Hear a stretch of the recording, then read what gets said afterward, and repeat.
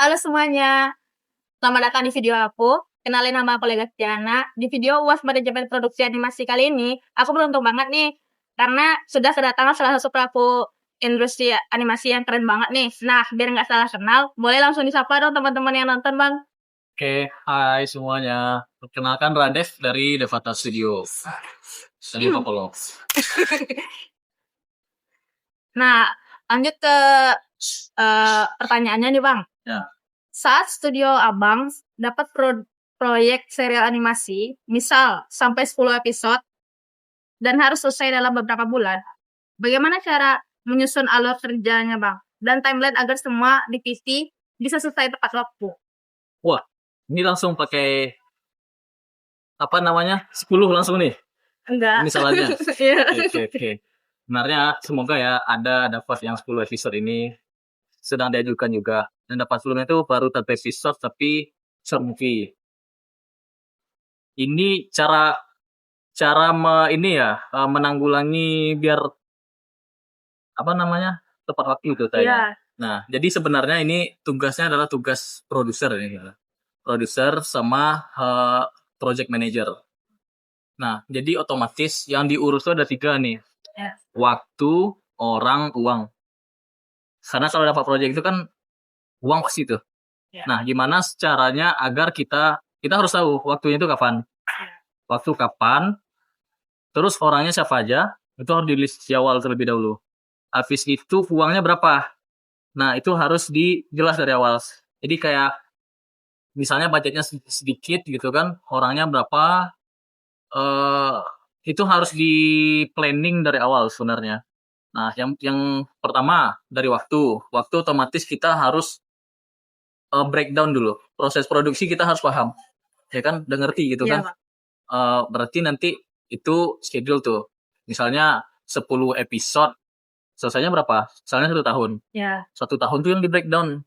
Nah, kan ada produksi.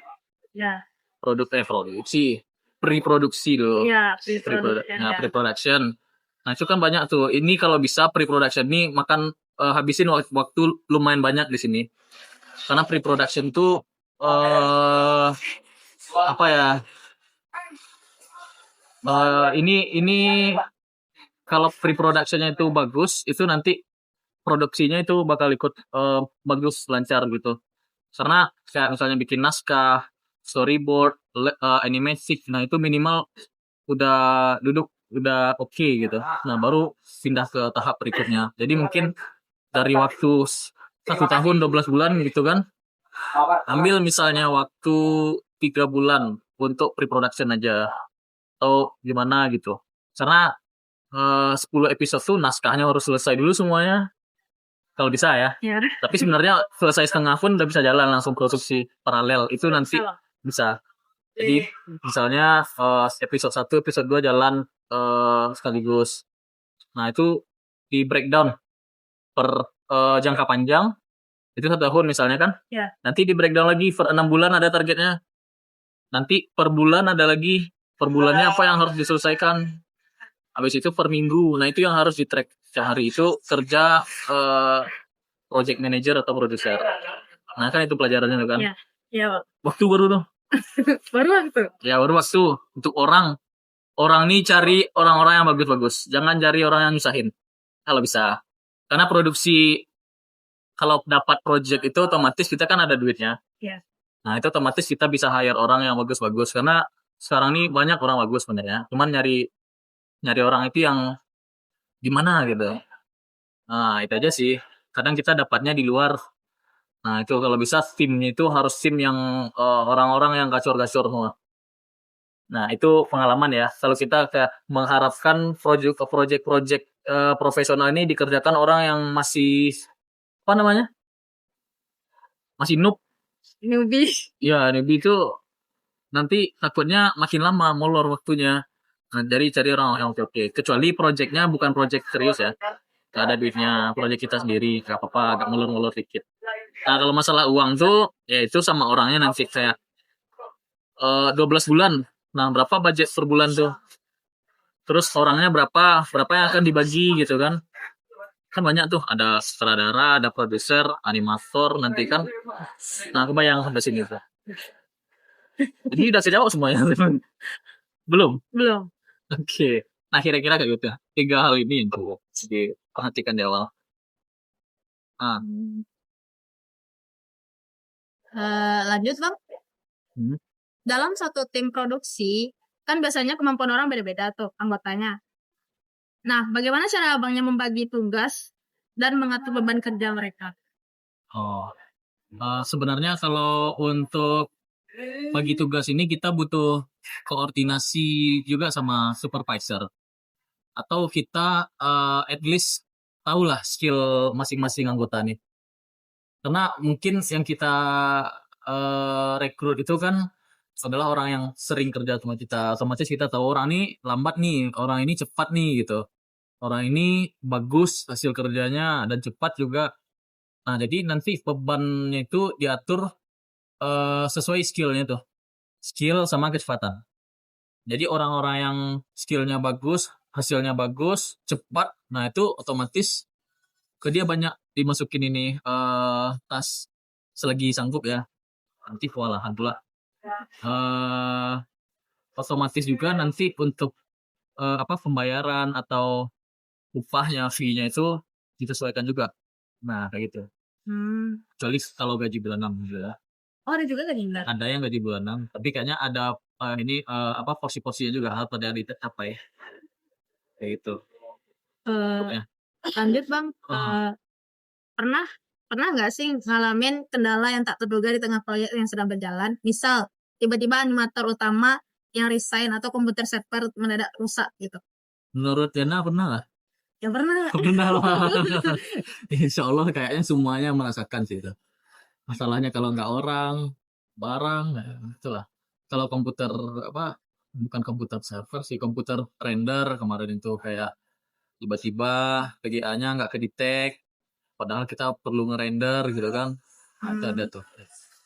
Kemudian kayak misalnya antar tim itu nggak baikan, ada juga. Ada lah kayak gitu. Ya, ya, jika itu terjadi, langkah konkret apa yang bisa diambil sama manajer produksinya, Pak? Untuk memaksimalkan dampak buruk yang terjadi terhadap jadwal rilis, biaya, atau kualitas proyek. Gitu. Wah, itu memang ini sih, memang butuh project manager yang sabar sih itu. Karena ini nih skillnya bukan skill animasi lagi nih, skill komunikasi sama orang. Skill timnya gitu ya Pak? Ya, kalau bisa produser tuh orang yang jago ini juga, nggak juga harus jago apa ya?